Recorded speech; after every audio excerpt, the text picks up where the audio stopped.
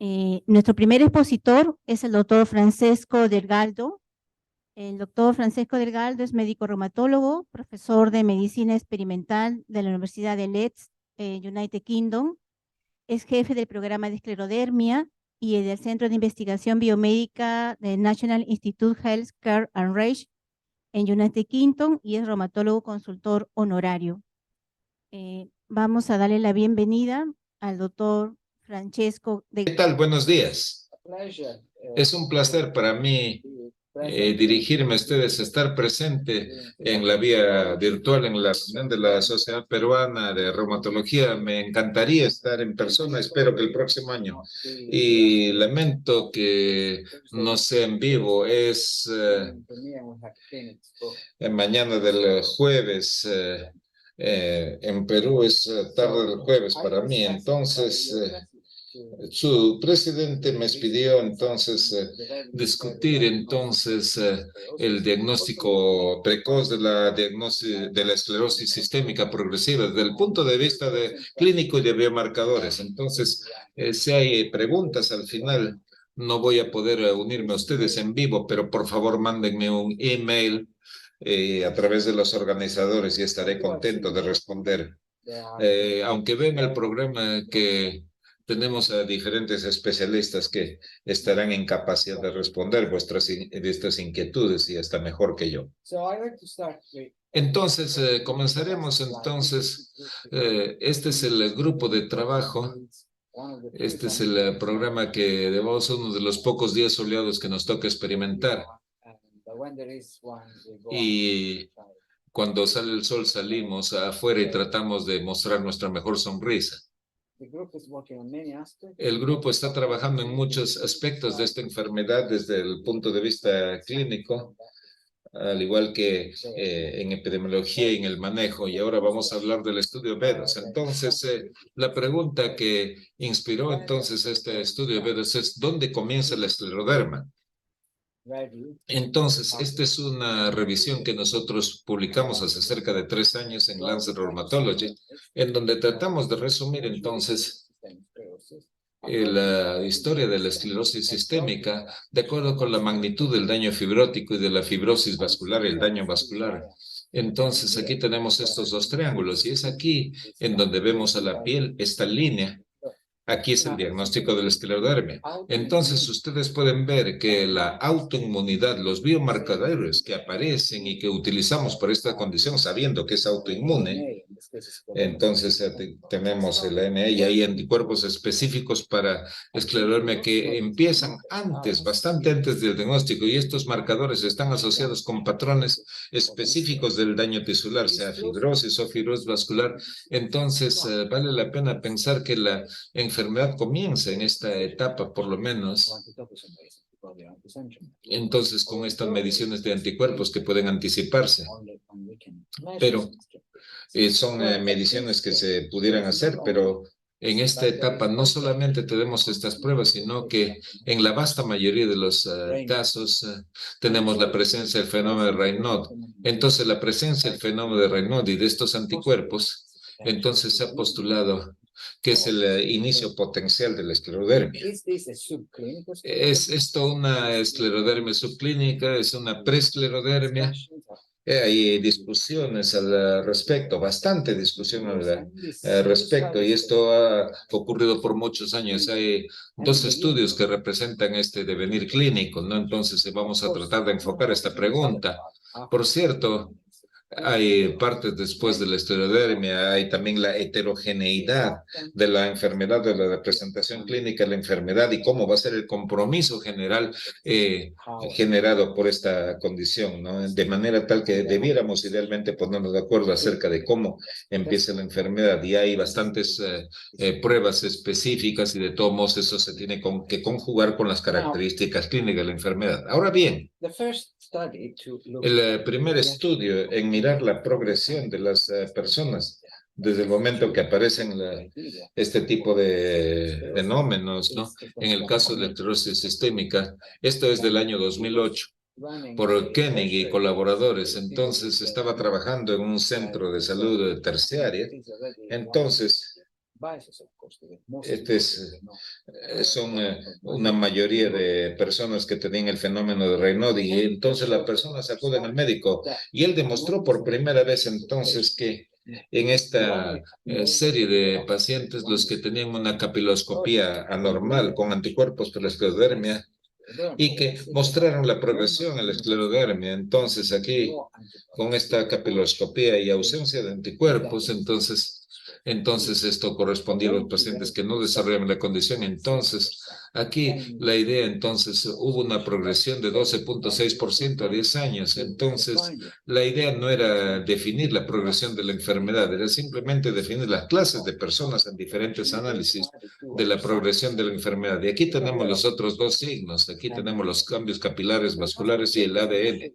Entonces, estos cambios capilares vasculares no se tiene toda la seguridad de su presencia, pero en la capiloroscopía entonces se ha asumido este crecimiento y la mejora en la clasificación y el diagnóstico de la esclerodermia.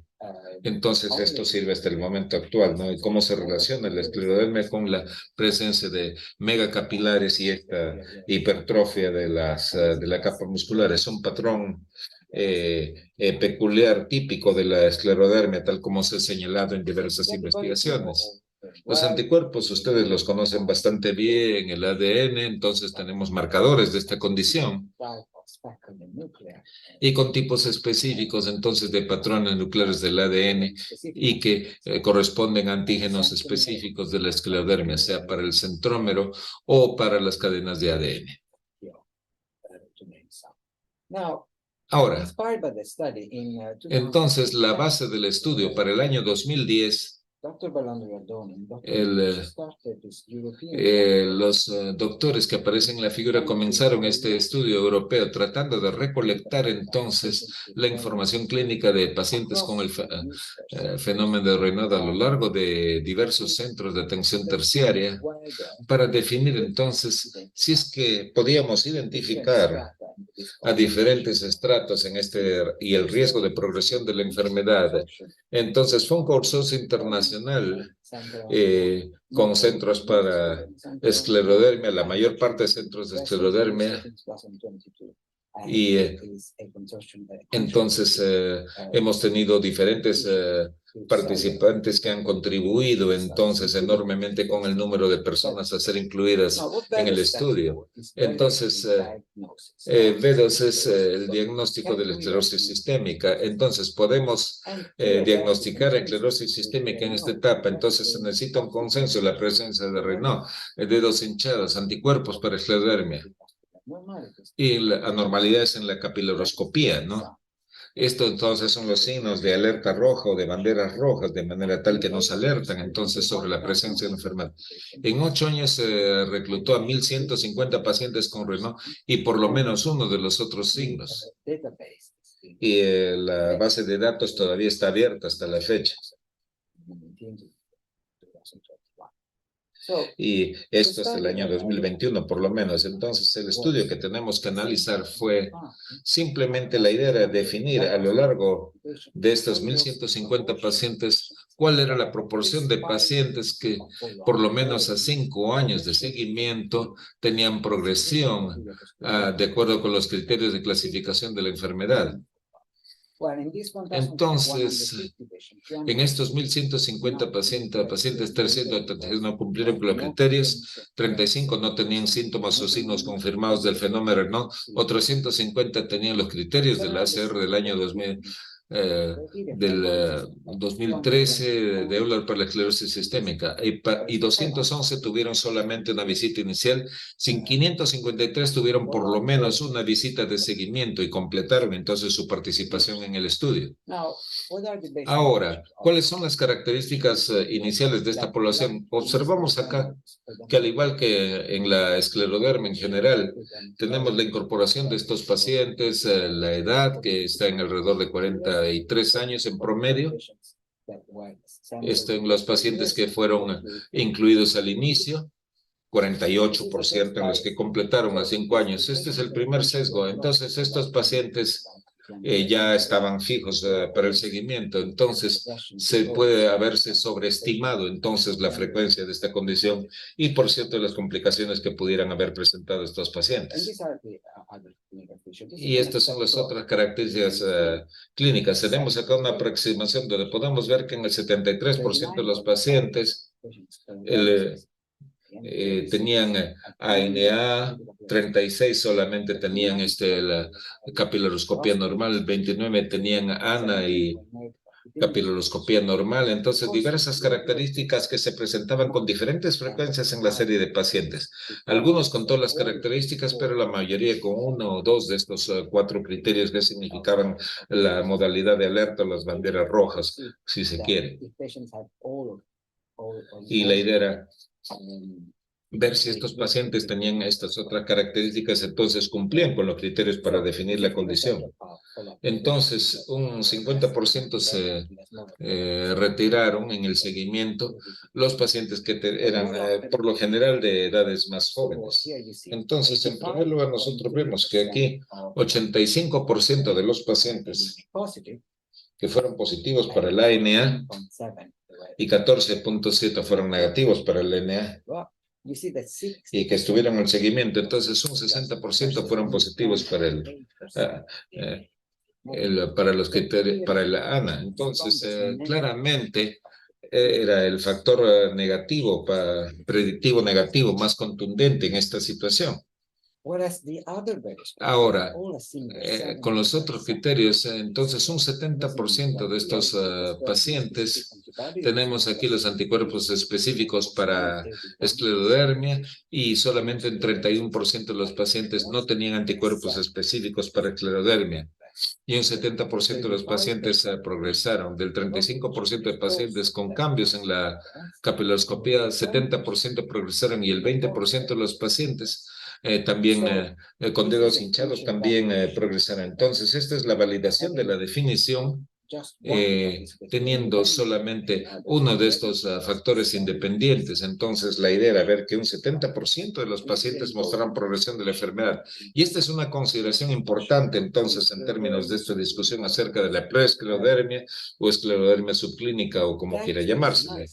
Y gracias a este análisis, entonces, pudimos establecer una medida para la progresión del riesgo a 5 años.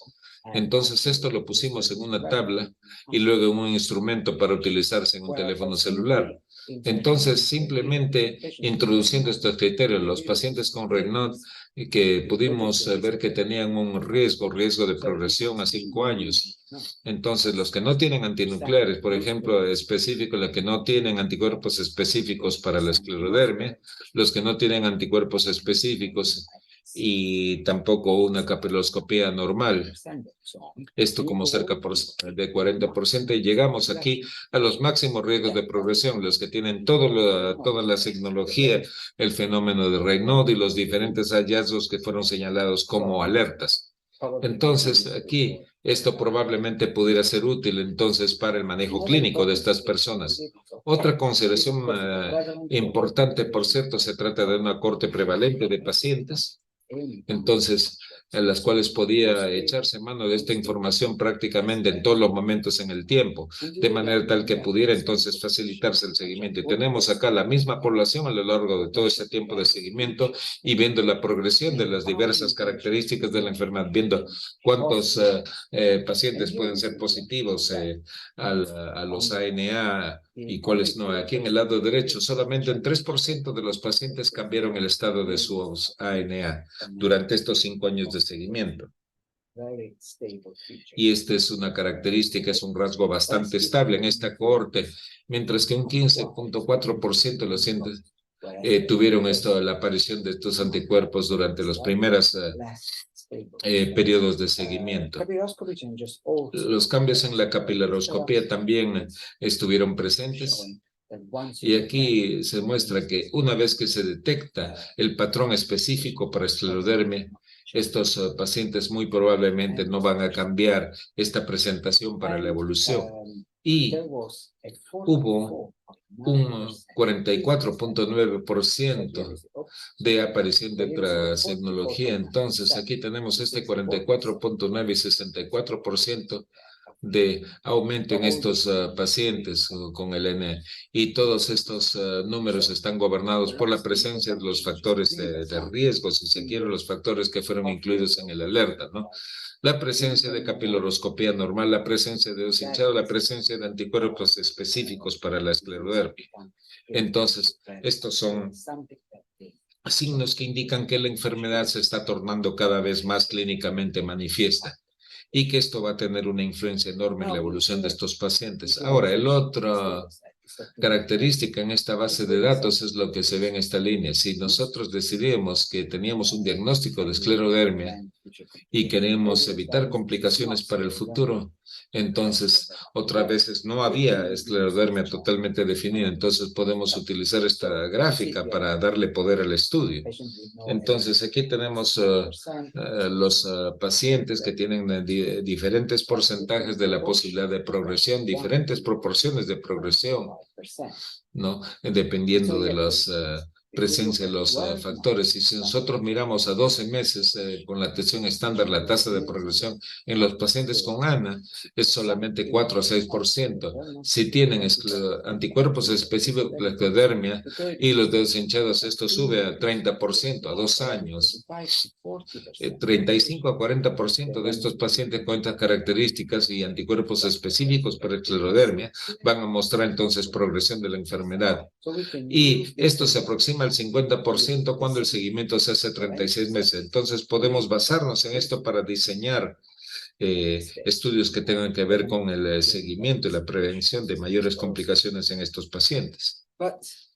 Sin embargo, ahora, trabajando con la biología, esta es la clasificación clínica, entonces, de esta esclerodermia. Entonces, hay diferentes temas que se tocan aquí. Este es un estudio que está actualmente en revisión, en donde hicimos una cosa muy simple, tomar diversas muestras de los pacientes. Entonces aquí tenemos dos estudios en análisis, es el primero que les estoy mostrando.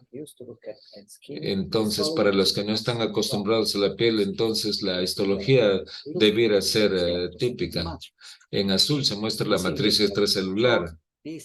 Entonces tenemos acá un paciente con un poco de escleroderma. Acá podemos ver estos haces de colágeno gruesos y estos son otros pacientes en los cuales claramente se observa bastante menos colágeno, pero claramente no hay control tampoco. Entonces es interesante que por definición estos pacientes no tuvieron ningún engrosamiento clínicamente detectible. Esto es piel que tiene más colágeno, pero que no se ha engrosado en comparación con este grosor total que se observa en los casos típicos de esclerodermia. Entonces, esto nos dice que es esta la forma clínica o el método específico a utilizar para detectar la esclerodermia. Entonces, y esto está afectado por estos temas de sensibilidad. Y el patólogo, por cierto, nos va a llamar a esto esclerodermia. Similarmente, si nosotros miramos aquí este aumento de esta actividad a nivel de las diversas células que están afectadas. Y esta es la cuantificación. Y, por cierto, dependiendo de los criterios que nosotros utilicemos, entonces allí se va a dar la mayor o menor frecuencia del diagnóstico.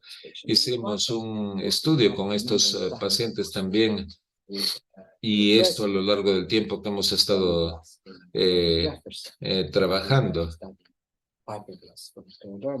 Y estábamos estudiando conjuntos de fibroblastos de estos pacientes con esclerodermia, ver cómo se comportaban, ¿no? Manteniendo entonces esta secreción de colágeno y elevada expresión de otros factores. Entonces la pregunta que hicimos es, ¿qué pasa si extraemos fibroblastos de estos pacientes que no presentan todas las manifestaciones de esclerodermia, ese anticuerpo serino? Entonces, ¿cómo se comportarían? Y aquí tenemos la respuesta. Entonces, aquí teníamos esta correlación, mirando la expresión de colágeno 1, luego después cómo esto se comporta exactamente de acuerdo con la expresión de colágeno.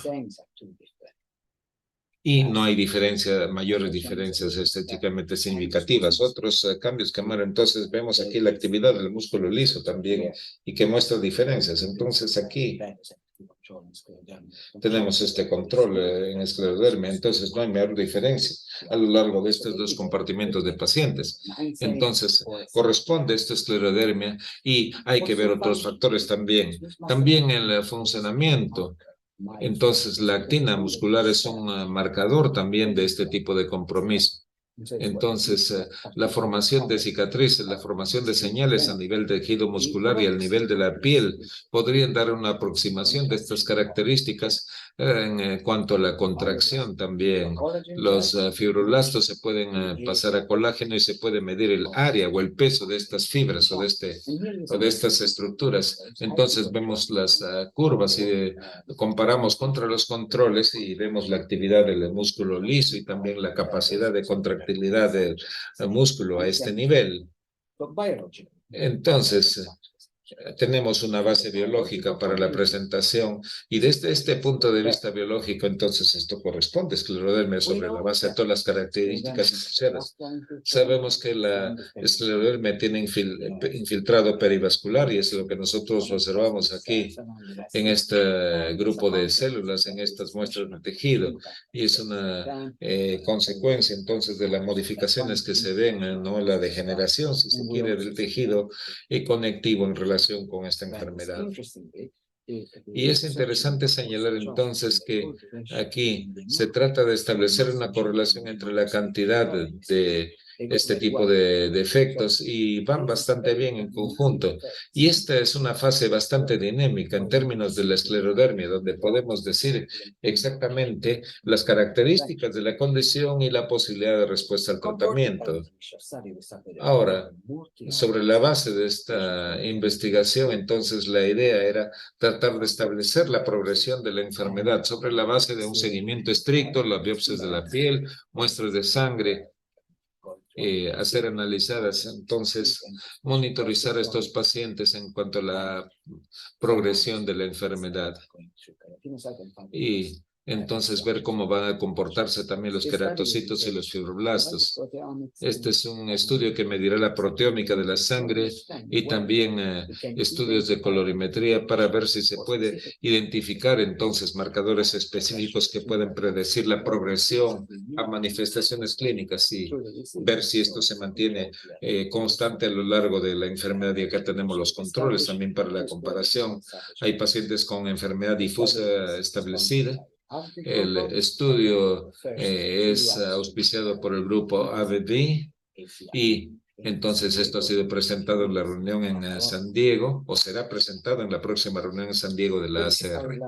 Y con esto yo deseo agradecer en primer lugar a los investigadores del grupo B2 y este es el grupo de leads que trabajan conmigo. Una vez más, lamento no estar allí para contestar sus preguntas, pero realmente deseo que nos encontremos en persona en una siguiente ocasión. Muchas gracias por vuestra atención.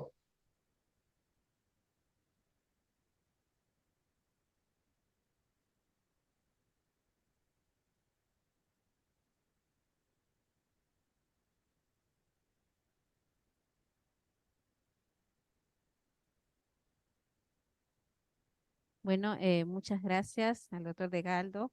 Bueno, como escucharon, lamenta no poder... Estoy.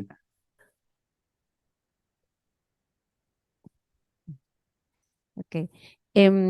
Responder sus preguntas.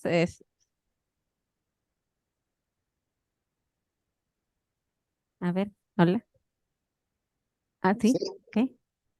No sé si hay algunas No preguntas. sé si me ves, pero yo me veo. Ok, voy a comenzar mientras que ustedes piensan un poquito si tienen alguna pregunta. Dr. Delgado, thank you for the wonderful talk. This is Fabian Mendoza here. Fabián, sí, te veo. Yo hablo un poquito de español y te prometo que yo no dije todo eso entonces, te lo prometo.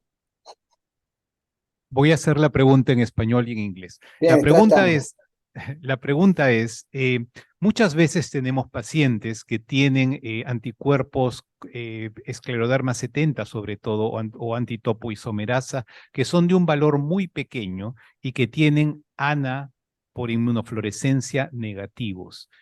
¿Es esto también cuando hablas de anticuerpos escleroderma positivos, pero ANA negativo, este es el caso? ¿Son pacientes que tienen anticuerpos muy bajos? Now I'm going to switch in English. Sí. Many times. I understood the question, but I will reply in English. Sure. The title, it's first of all, it's an excellent question. In the database, we did not record the title. And if you see, the presence of the autoantibodies increases the risk at 5 years, but this is much more apparent when there is another feature, for instance, capillaroscopy changes or ANA. We did not consider SCR70 or topoisomerase positivity without ANA as positivity. So all they had to be ANA positive. Perfecto. Entonces, en la corte finalmente nos decía el doctor Delgado que consideraron ambos cuando son ambos positivos, ¿no? Sin embargo, la positividad en el tiempo, que sean más positivos en el tiempo, es otro factor de riesgo para desarrollar escleroderma. Thank you so much. Exacto, me encanta cómo lo dices en español.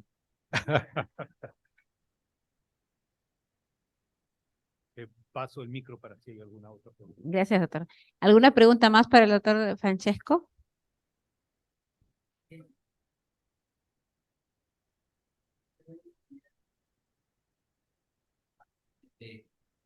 Incluso CNF. Quería saber si es... Perdón. Tenemos otros anticuerpos como el SEMP-A, SEMP-B o incluso SEMP-F, además del anti-SSL70. Quería saber si es que estas subunidades también incrementan el riesgo de esclerodermia, particularmente las dos primeras A y B. Gracias. Nuevamente las dos primeras, ¿qué? Las dos primeras, la última palabra. He's asking about the subtypes of centromer antibody, like centromer A, B, F. Oh, la primera, sí, bien. If that was Okay. quantified. Yeah, so the majority of the patients in VEDOS are centromer positive. So la mayoría de los pacientes son centrómero porque la topoisomerasi son VEDOS para un periodo muy pequeño. Y la mayoría de los pacientes que tienen anticuerpos antitopoisomerasas no lo encontramos cuando tienen esclerodermia. Entonces sí, la mayoría de los estudios del VEDOS eran su pacientes con anticentrómero.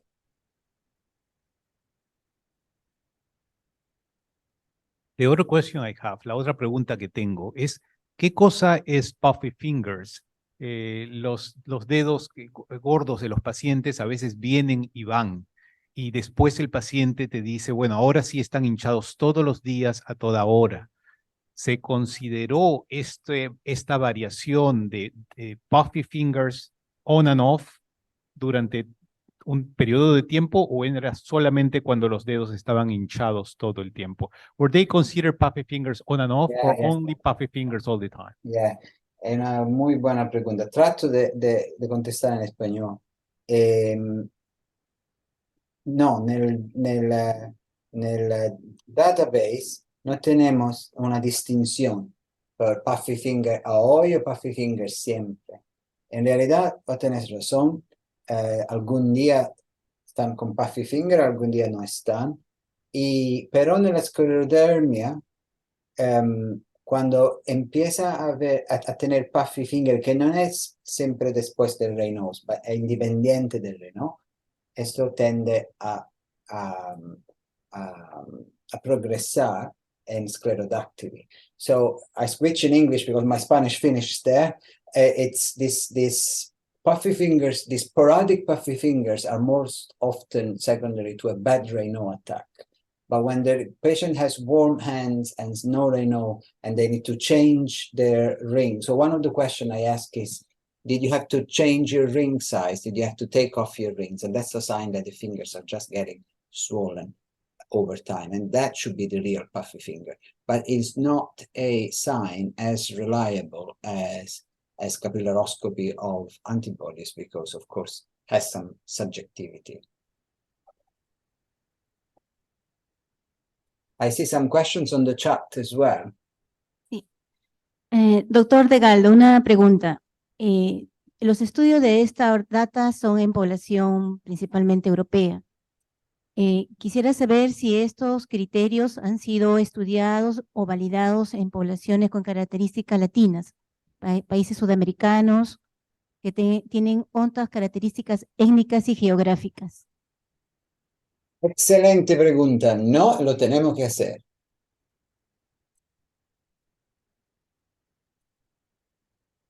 I see a couple of questions on the chat. One is, ¿cuál es el manejo terapéutico cuando enfrentemos a un paciente con Raynaud anticuerpos? This is an excellent question. At the moment, we don't have guidelines for this sort of patients. I'm treating them for Raynaud's, and only if I see puffy fingers and I see that their skin is really getting tight on their fingers and hands, that's when I start immunosuppression. But we need clinical trials to see whether at this stage we could already help these patients. This applies to patients with topoisomerase because the centromer patients, even when they have disease, they're often not treated with immunosuppression, as you know. There is another question in the chat. Yeah, true. ¿Hay alguna pregunta más adicional? Sí. Sí, una pregunta que ¿Es todo? dice, si tengo un paciente con manifestazione sclerodermia distal e un membro superiore e inferiore con anticentromero negativo e anti-70, però ANA positiva es un fattore di malprognostico, o come si traduce? Sì, the double negative scleroderma tend to have a worse skin outcome than the patients, even with anti-SCL70. So we tend to treat them and treat them aggressively since the beginning.